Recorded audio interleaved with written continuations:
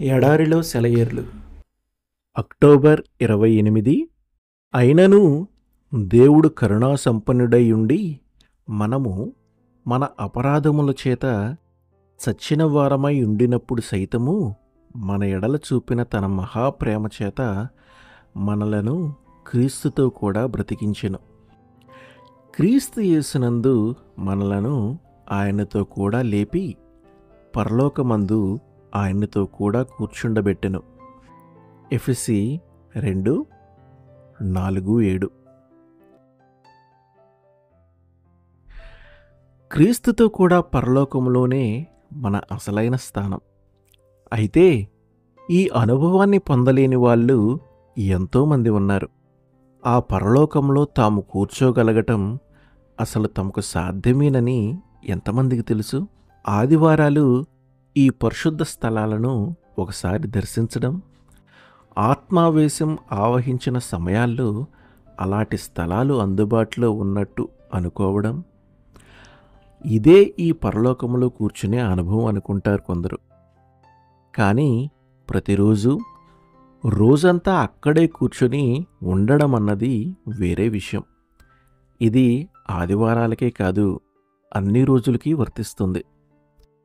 తొనకని మనస్తత్వం మన దైనందిన కార్యక్రమాలు సక్రమంగా చేసుకుపోవటానికి ఎంతో ముఖ్యం. మనసులో అల్లకల్లోలంగా ఉంటే మన ఆత్మకార్యాలకు కలిగే ఆటంకం అంతా ఇంత కాదు. తొనగకుండా ఉండగలగడంలో గొప్ప శక్తి ఉంది. ఒక భక్తుడు ఇలా అన్నాడు: నిరీక్షణ ఉంచి మౌనంగా ఉన్నవాడికి అన్నీ లాభసాటిగా జరుగుతాయి. ఈ మాటలలో అంతులేని అర్థం ఉంది.